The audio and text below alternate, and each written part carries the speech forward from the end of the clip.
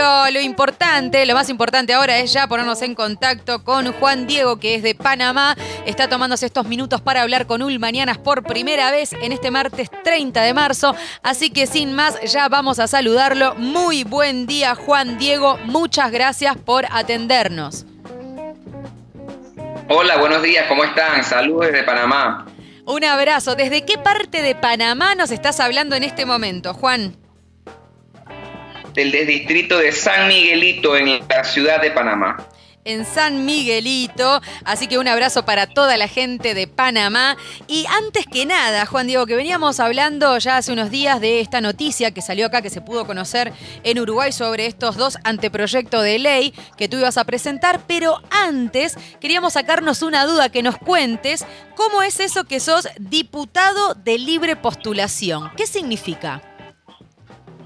Bueno, en Panamá la figura de libre postulación o de independiente existe desde aproximadamente el 2004 de manera directa. Han sido electos diputados de esa forma. Igualmente representantes, que son nuestra figura más local, tal vez lo que ustedes conocerán como un concejal, no estoy seguro, e igualmente alcaldes. Yo soy diputado por libre postulación porque en vez de ser postulado por un partido, para poder lograr poner mi cara en la papeleta para la elección general de diputado, tuve que buscar firmas en mi circunscripción y consiguiendo un número específico de firmas puedo lograr la candidatura para luego buscar los votos y luego logré la curul. Bien, ¿y cuántas firmas son las que se tienen que recoger para que te puedas postular? En el caso de la elección anterior, 2019, era el 2% de la circunscripción. Ajá. Bien, bien. Y fuiste muy bien votado, ¿no? También por lo que dicen allí la información, Juan Diego. Sí, yo tuve la dicha y la gran oportunidad y bueno, la gran responsabilidad de ser el diputado más votado en todo el país con 36.000 votos. Bien, bien. Y también decían allí que también sos más votado en todo el país y también más joven. En efecto, yo con 24 años, en ese momento con 22, fui el diputado electo más joven de la elección anterior. Bien, y se entiende, bueno, tal vez también se entiende con esta juventud y aires de otra cosa, por qué estos dos anteproyectos de ley que nombramos al principio del programa. Primero esta exoneración del impuesto a las toallitas y después el tema de la esterilización de mujeres a los 18 años. Vamos a ir por parte. Con respecto a esta propuesta que vos decías de exonerar los impuestos a las toallitas femeninas, ¿esto es el impuesto total, lo que vos estás planteando, que sean gratuitas, que se les baje el valor? ¿Cuál es la propuesta? La propuesta es sencilla y nace de estadísticas que la UNICEF y diversas otras instituciones internacionales han encontrado, y es que hay un concepto del que poco se habla pero que existe, que es la pobreza menstrual. Hay niñas, hay mujeres que por su condición de pobreza multidimensional no tienen forma de acceder a lo que tal vez para ustedes o algunas otras personas es algo del día a día, que son las toallas sanitarias o los tampones o cualquier elemento de gestión menstrual que ustedes utilicen y tengan a bien utilizar. Al no tener esa disposición, ustedes como mujeres deben saber lo complicado que debe ser llegar a la menstruación sin tener estos elementos. Estas niñas, estas mujeres, ¿qué deciden entonces? No ir al trabajo, no ir a la escuela, en algunos casos por algunos días que dura la menstruación, en otros simplemente para evitarse la vergüenza no van nunca. Por ende, la pobreza menstrual está apartando a las mujeres no solamente del trabajo, sino más importante de la educación. Y por eso, para mitigar eso, el proyecto tiene dos vertientes o dos aspectos más importantes. El primero es que haya una distribución gratuita por parte del Estado, pagada por el Estado, en centros educativos oficiales y centros de salud oficiales de estos elementos de gestión menstrual.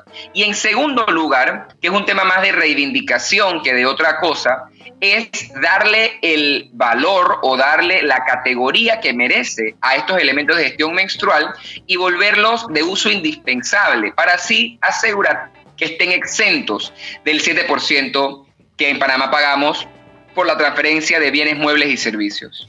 por qué crees, Juan Diego, que tuviste que llegar vos, en este caso, a Panamá y en algunos lugares del mundo que se está dando esta discusión? Pero ¿por qué crees que recién ahora se está pudiendo hablar o está llegando la gente ahora a plantearse sobre este tema, ¿no? Y el tabú que hay alrededor de todo lo que ocurre con la menstruación y las mujeres. ¿Por qué crees que recién ahora se está hablando de esto?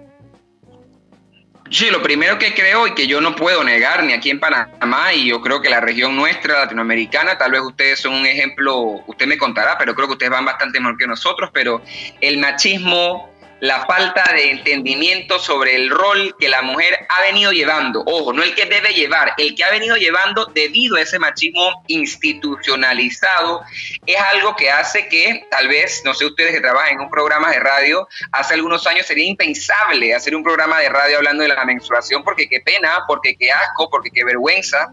Sin embargo, hoy entendemos que es un proceso biológico, natural, usual, esperado de las mujeres. Entonces yo creo que tiene que ver con esa reivindicación también, que la mujer como persona en igualdad de derechos que el hombre está logrando a lo largo de la historia y de la región y del mundo.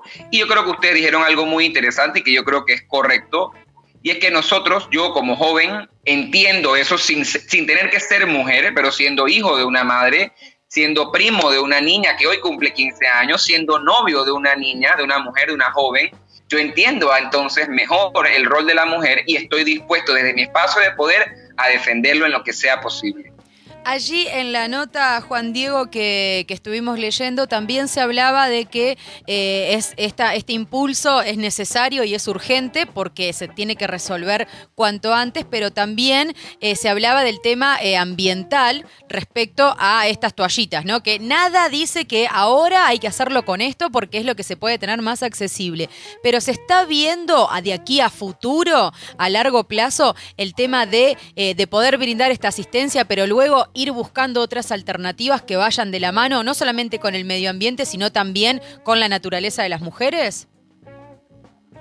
Mire, hay una realidad y usted tiene toda la razón. Y si me pregunta a mí, es un tema que discutimos bastante en mi despacho a la hora de elaborar esta propuesta, que fue en su gran medida trabajada por mis colaboradoras mujeres, que están mucho más conscientes que yo, por supuesto, de estas batallas. ¿Qué ocurre? Yo justamente les planteé ese reto a ellas y la discusión del debate de la Asamblea aún están dando, por ende puede haber modificaciones. Sin embargo, si yo favorezco con estas medidas únicamente, por ejemplo, la copa menstrual, que como usted sabe es de las opciones más ecoamigables y más financieramente también económicas, porque uno puede usar una copa creo que por 6 meses si tiene un buen cuidado. ¿Cómo hago al final con esa gran cantidad de niñas y mujeres en Panamá que por vivir en pobreza multidimensional y por la enorme desigualdad con la que vivimos no tienen acceso a agua potable? Entonces sí, la copa menstrual puede ser una gran herramienta para una gran cantidad de mujeres en Panamá. Sin embargo, lamentablemente, la mayoría de las personas en Panamá no tienen acceso a agua potable permanentemente. Irónicamente, sé que es así porque somos un país riquísimo en agua, sin embargo es la realidad. Entonces creemos que esa parte del combate sobre la parte económica y también, como digo, económica, tiene que ir dándose paso a paso. Un tema importante en Panamá es que nos dimos cuenta que no hay educación tampoco menstrual. Entonces, Hola. Ahí nos queda justo reconectando con Juan Diego Vázquez, que es diputado de Panamá, que está allí. Ahí volvió de nuevo. Se nos había cortado, Juan Diego. Sí, como te decía, entonces lo que está ocurriendo es que no podemos presentar esa propuesta sin tomar en cuenta la realidad en la que viven gran parte de las niñas y mujeres, y por eso lo que preferimos es hacer una propuesta general, pero si puedes leer el documento, hay un artículo que establece que para la compra pública en lugares donde sí haya agua potable, el Estado deberá escoger o favorecer aquellos elementos de gestión menstrual que sean amigables con el medio ambiente. Bien, clarísimo, porque está bueno también como ejemplo lo que está ocurriendo, lo que se está planteando allí en Panamá, lo que están planteando ustedes, porque es algo que, por ejemplo, aquí en sistema de pandemia en Uruguay se generan las canastas de alimentos básicos, la canasta de primera necesidad que se ha otorgado a muchas personas en Uruguay y que, por ejemplo, no contiene toallitas.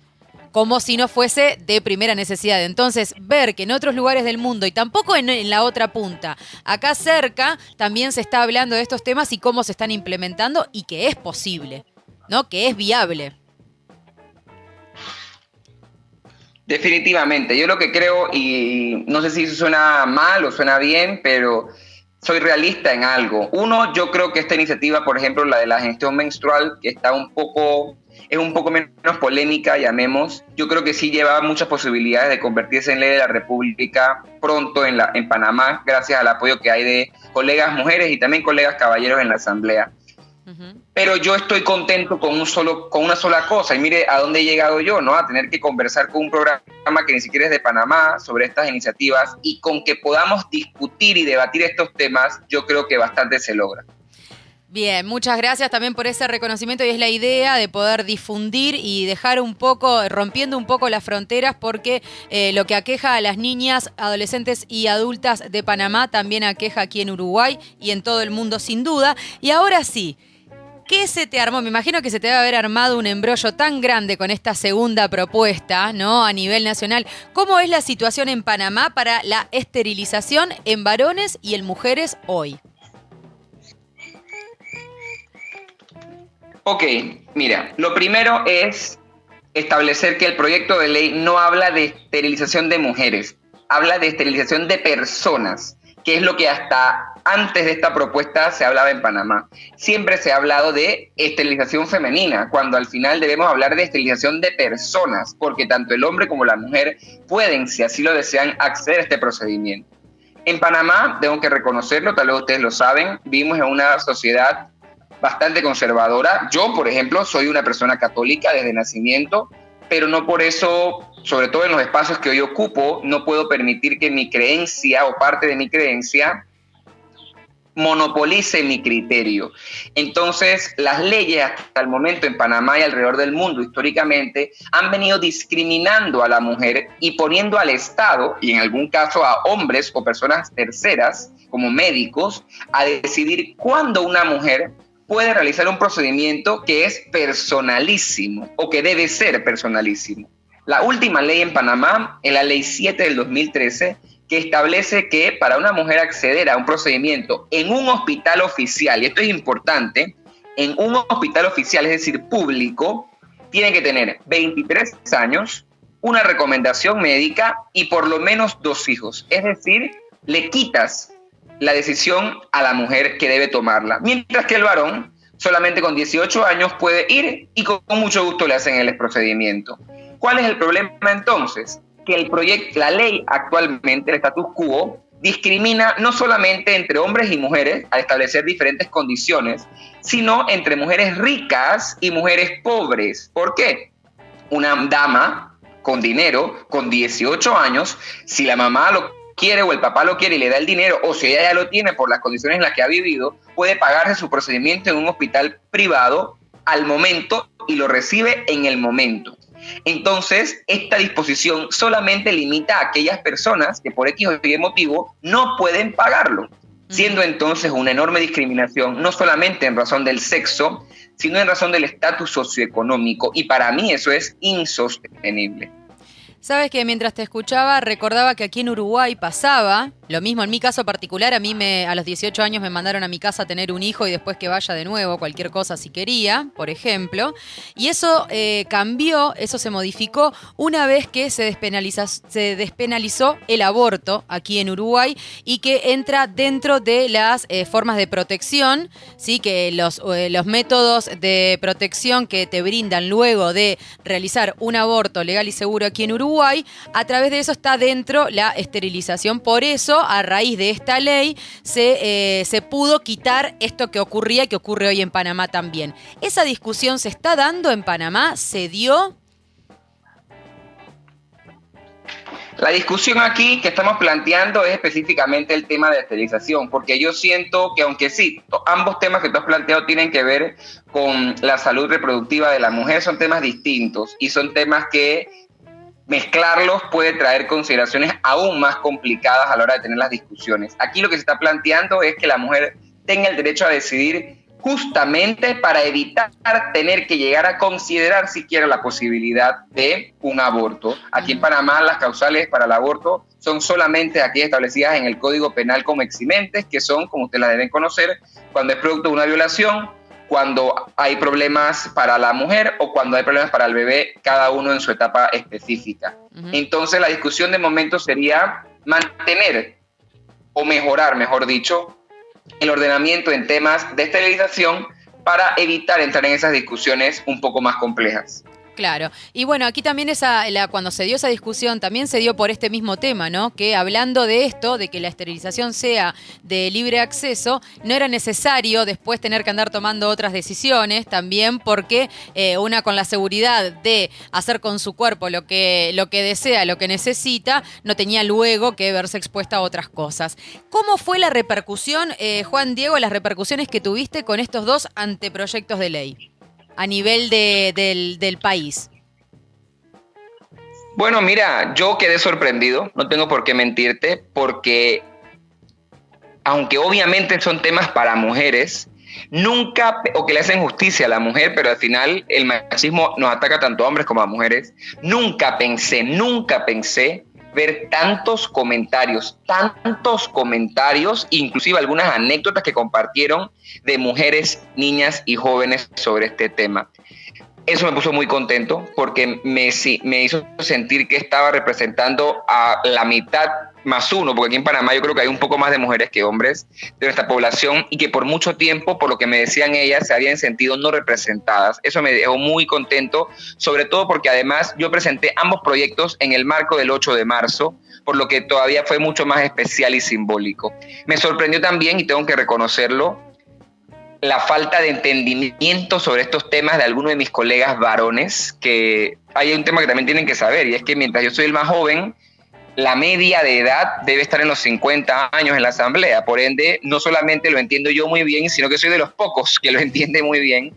Y por tanto, sí me creó algunos comentarios, no reacciones como tal, pero sí comentarios machistas, comentarios insensibles, inconscientes de algunos colegas sobre el tema, algunos cuantos de la sociedad, pero mire, yo soy un diputado que está bastante en contacto en la calle, yo no tengo escoltas, yo no tengo chofer, yo estoy siempre en la calle, trato de vivir mi vida lo más normal posible, por ende tengo mucho contacto individual, cercano, personal con las personas que uno se encuentra en la calle, y yo no recuerdo un comentario negativo al respecto, y he hablado con hombres, con padres que me dicen, mira, mis hijas entienden este tema, lo hemos estado discutiendo, estamos de acuerdo con usted, no se deje esto y que lo otro. O sea que al final, aunque por supuesto que ha habido algunas reacciones de grupos conservadores, de personas que simplemente no entienden en verdad de dónde nacen estos temas y por qué son importantes discutirlos, yo sí siento que aquí en Panamá hemos ido evolucionando. Yo tuve la capacidad de explicar los temas con la docencia necesaria y sin pasiones,